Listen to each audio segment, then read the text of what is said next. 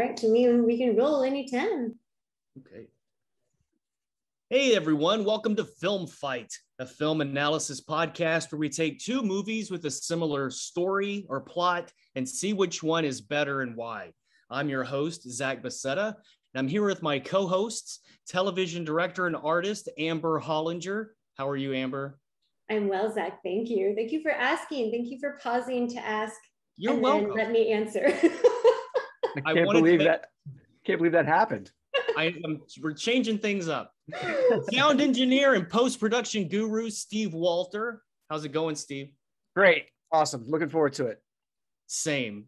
And marketing strategist extraordinaire, Jim Vestano. How's it going, Jim?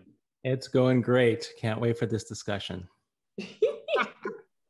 Sound hyped up for it. I believe you 100%. Okay, so I just have to ask, I guess we should tell everybody what we're talking about, what our marquee match is today. Yes. So we have got Reservoir Dogs versus Things to Do in Denver When You're Dead. So we're calling this our Ensemble Gangster Matchup Edition. Which, but having not seen Denver before, I was kind of, it ended up being a better match than I had expected it to be in a lot of ways. I agree. Agreed. We didn't watch any of these together, which is a crime, a literal crime, because this would have been so good to watch together. So which one did you guys watch first? And had any of you ever seen Denver before? I started with Denver and had not seen it. Same. I started with Denver, never saw it. Yep, that's 3 for 3. I had never seen this movie and sat down and watched it first. Had you guys seen Reservoir Dogs before? Because I mean, that was why I waited. I'd seen it. Yeah. Yes. It's one of my favorite. You can't see, but he was standing up wearing a Reservoir Dogs shirt. Yeah, it's one of my favorite films of all time. I would agree. I put it in my top 10 for sure.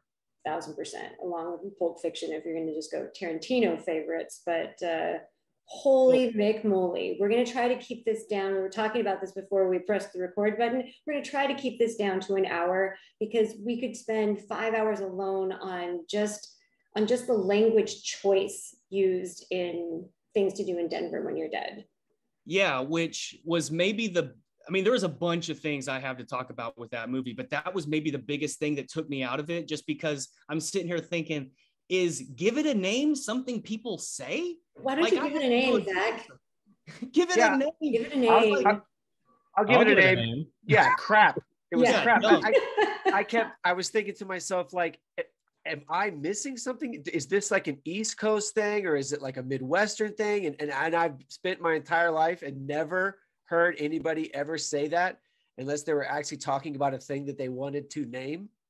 It didn't make any sense. And I was like, I actually stopped the movie and looked it up, like that phrase, to make sure that I was flabbergasted that I was like, how could I have missed something that was so prevalent in this movie? We freeze. Give it a name.